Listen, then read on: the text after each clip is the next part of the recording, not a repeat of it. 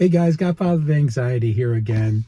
Just wanted to do a short video today about empathy and the importance of being able to regulate specifically our affective or emotional empathy and how that will tie in with anxiety disorders, why it's so important basically. First of all, there's three different types of empathy.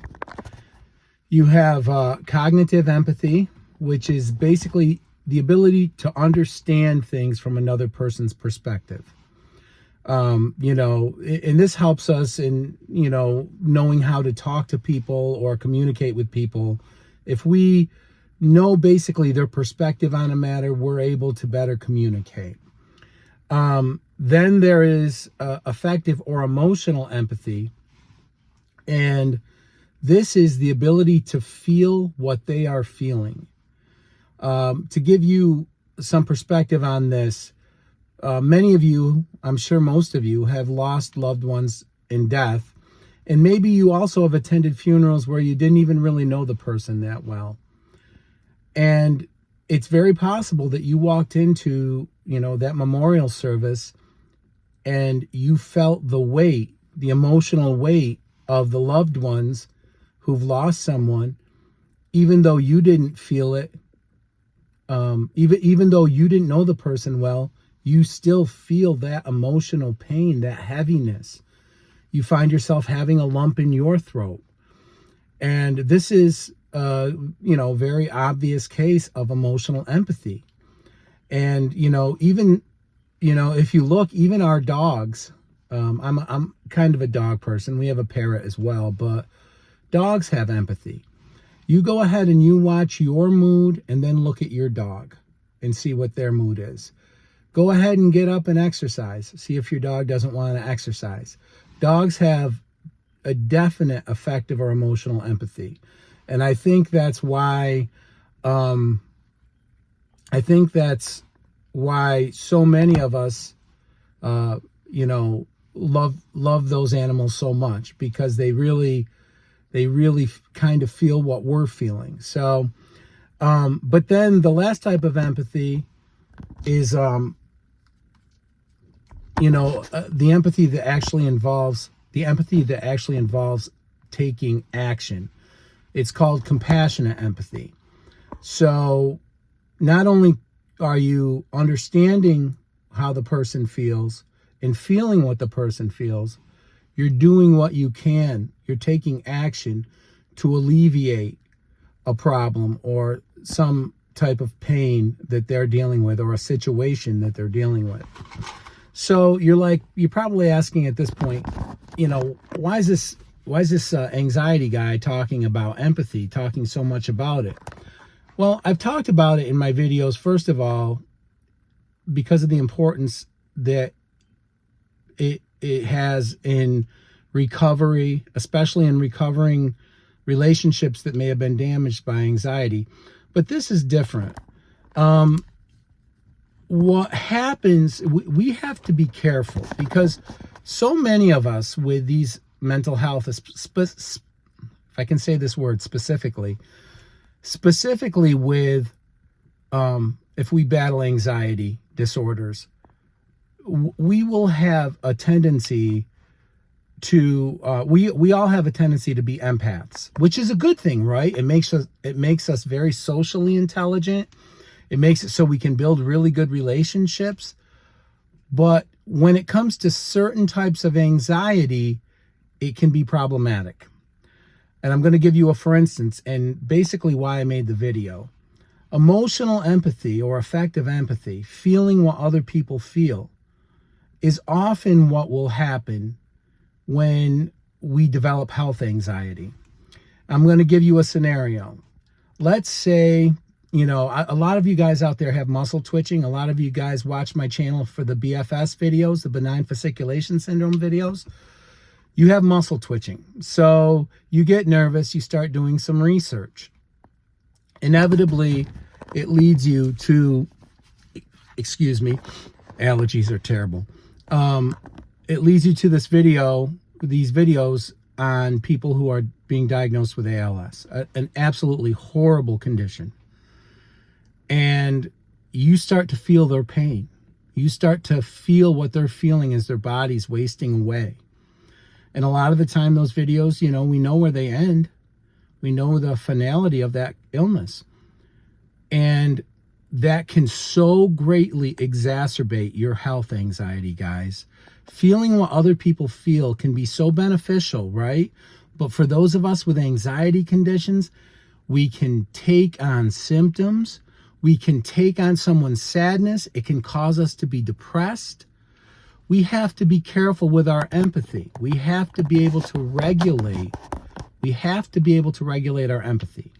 That's why I made this video, because, you know, especially our affective empathy, our emotional empathy, because once you start feeling what other people feel, for a neurotypical person, you know, they leave that memorial service that I was talking about earlier. They're sad and everything, but, you know, they don't perseverate on it. But us, we have taken on the emotions of the people around us, the people we see suffering. And it can make us think more about our own mortality. It can make us think more about, you know, death in general or losing loved ones. And it can start to build on our anxiety and build on our depression. So, you know, we have to learn to regulate our emotions. We have to learn to regulate our empathy.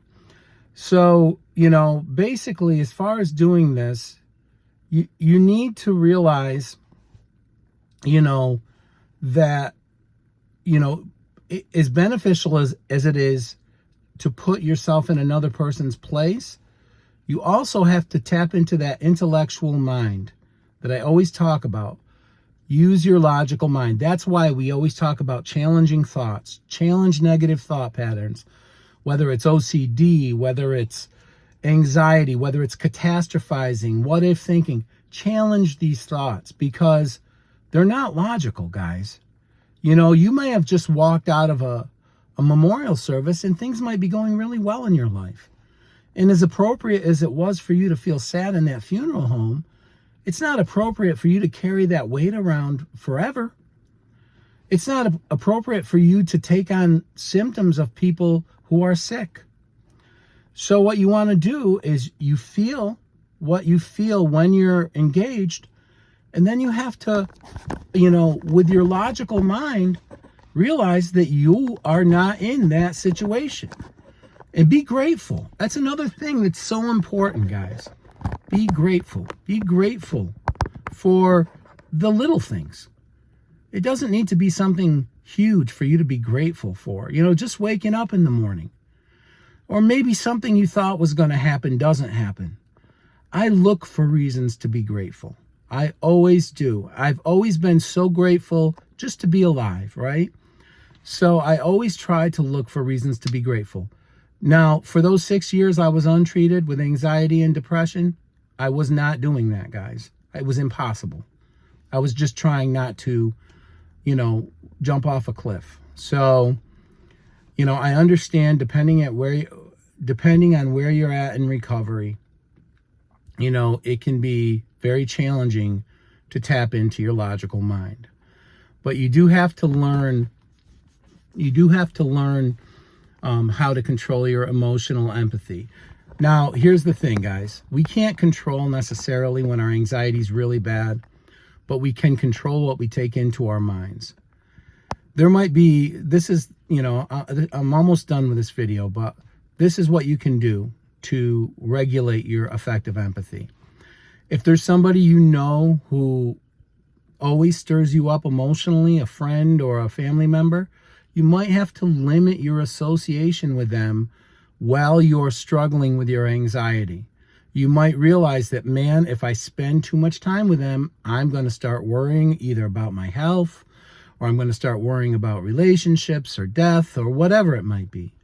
So that doesn't mean you cut off your friends and family, but understanding your emotional empathy and the effect that, you know, associating with people who stirred up your affective empathy, you may have to limit, depending on where you're at with your mental health, you may have to just limit your association with that. So that's one thing you can do that's one thing that you can do to help regulate your emotional empathy. Another thing you can do is regulate what you're taking into your mind. Don't watch those videos, those sad videos. If you notice something stirs you up and gets your emotional or affective empathy really going to the point where it affects your mental health, whether it's the national news, whether it's scrolling through Facebook, whether it's watching sad videos about, people who are, terminally ill, guys, avoid these. You're going to have to avoid these, at least until you're in a better place with your mental health. So, the purpose of this video, I think a lot of the time it's such an advantage to be an empath, it has helped us out in our lives. We've been able to form really good relationships. We care about things deeply, but we have to be on guard as far as how we're regulating it, because our superpower that most of us with these conditions have can become our kryptonite, right?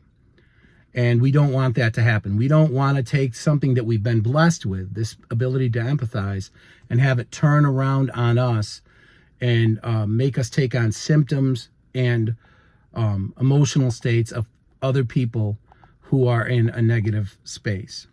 So that's about all I want to say in this video. Guys, thanks so much for the engagement. I really appreciate it. I apologize. The allergies are really bad, so there's a lot of fidgeting in this video, and it's also about the effective temperature today is about 102. Where I live here in upstate New York, it got up to like 92, but the effective temperature is actually more like a little over 100. So, and that combined with allergies isn't a good combination. But guys, thanks so much for all of your engagement with the channel. I so greatly appreciate it. Like, share, subscribe. Until my next video, guys, take care.